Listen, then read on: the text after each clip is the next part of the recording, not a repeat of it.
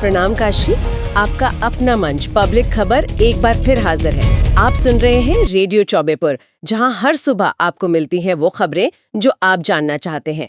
गली मोहल्ले से लेकर दफ्तर बाजारों तक कौन क्या चर्चा कर रहा है, क्या हो रहा है, हम आपके लिए रोज लाते हैं ये खबरें।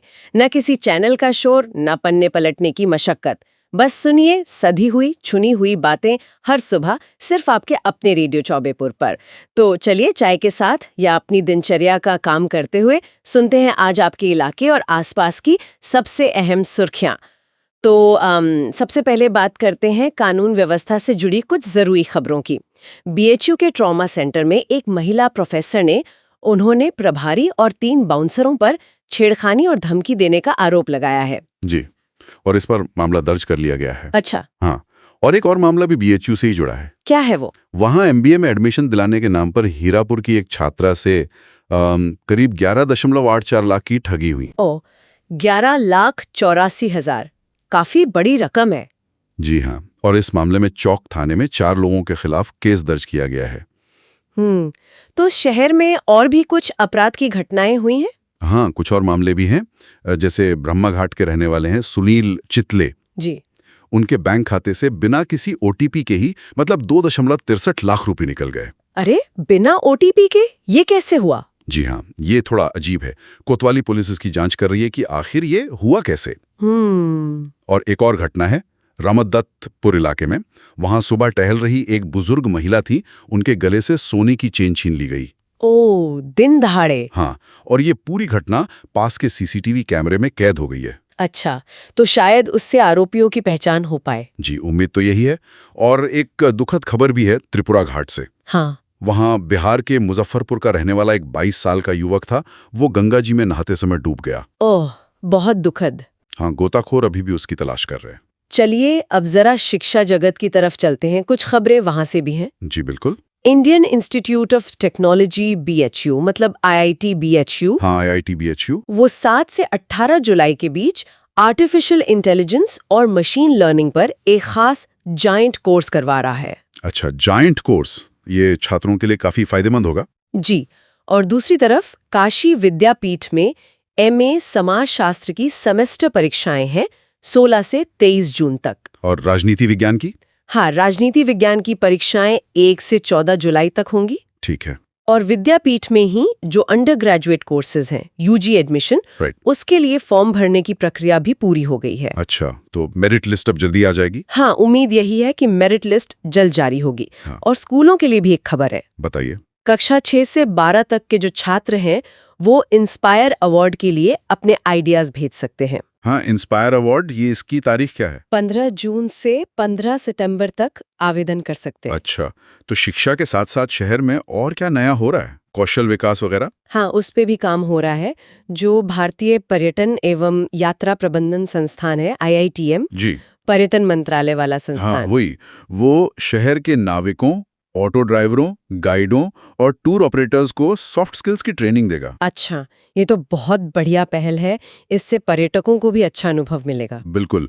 और एक तकनीकी सुविधा भी आई है आईआईटी बीएचयू में। वो क्या? वहाँ के हॉस्टलों में अब IoT आधारित वॉशिंग मशीनें लगाई गई हैं, मतलब इंटरनेट से जुड़ी हुई। अरे वाह, तो छात्र मोबाइल ऐप से ही कपड़े धो सकेंगे। हाँ, मतलब ऐप से पता चल जाएगा कौन सी मशीन खाली है और वो उसे इस्तेमाल कर पाएंगे। ये तो बहुत सुविधाजनक हो गया छात्रों के लिए। जी, अब जरा शहर में ट्रैफिक और दूसरी सुविधाओं की बात कर लेते हैं। हाँ, ट्रैफिक की समस्या तो रहती ही है। तो नमो घाट से राजघाट जाने वाला जो रास्ता है उसे वन वे करने पर विचार चल रहा है। अच्छा, वन वे। हाँ, और इसके लिए रास्ते से अतिक्रमण हटाने का काम भी शुरू हो गया है।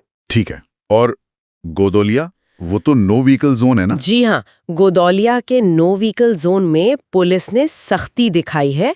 बिना परमिट और बारकोड वाले 14 ऑटो और ई रिक्शा सीज किए गए हैं। अच्छा, ये सही कदम है। लेकिन एक दिक्कत भी है, गिरजाघर मार्ग पर जो सड़क की खुदाई चल रही है, हाँ, वहाँ काफी जाम लगता है। उसी जाम से परेशान होकर व्यापारियों ने गोदौलिया चौराहे पर विरोध प्रदर्शन भी किया।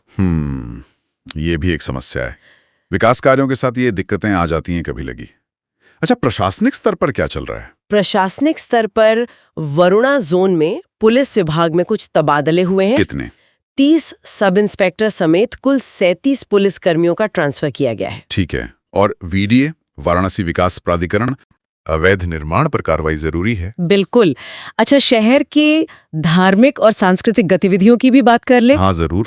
गायत्री परिवार ने आज सुबह काशी विश्वनाथ धाम से ज्योति कलश रथ यात्रा शुरू की है। अच्छा, आज सुबह ही? जी।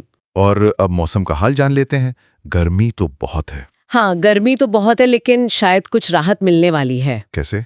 मौसम विभाग का कहना है कि कल से मतलब 14 जून से गरज और चमक के साथ बारिश होने की संभावना है। अरे वाह, बारिश! जी, और अगले 2-3 दिनों के लिए येलो अलर्ट भी जारी किया गया है। तो मतलब लू से कुछ राहत मिलेगी? हाँ, उम्मीद तो यही है। चलिए, ये तो अच्छी खबर है।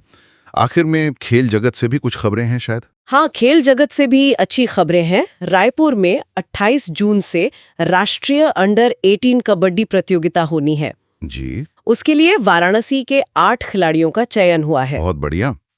8 खिलाड़ी वाराणसी से? हाँ, और देहरादून में भी 12 से 15 जून तक राष्ट्रीय कराटे प्रतियोगिता हो रही है। उसमें भी काशी के खिलाड़ी हैं? जी, उसमें काशी के 16 खिलाड़ी हिस्सा ले रहे हैं। अच्छा, 16 खिलाड़ी कराटे में। और अंतर्राष्ट्रीय स्तर पर? हाँ, अंतर्राष्ट्रीय स्तर पर भी एक बड़ी खबर है। अमेरिका के वॉशिंगटन में world police and fire games होने वाले हैं। जी। उसमें कुश्ती के लिए शहर के विशाल साहनी और पूजा यादव का चयन हुआ है। वाह, विशाल साहनी और पूजा यादव, ये तो बहुत गर्व की बात है शहर के लिए। बिल्कुल। तो ये थी आज की प्रमुख सुर्खियां जो आपके शहर वाराणसी और आसपास के क्षेत्रों से जुड़ी हैं। आप सुनते रहिए रेडियो चौबेपुर पब्लिक खबर के साथ। खबरों का ये सिलसिला कल फिर सुबह जारी रहेगा। तब तक के लिए नमस्कार और रखिए अपना ख्याल।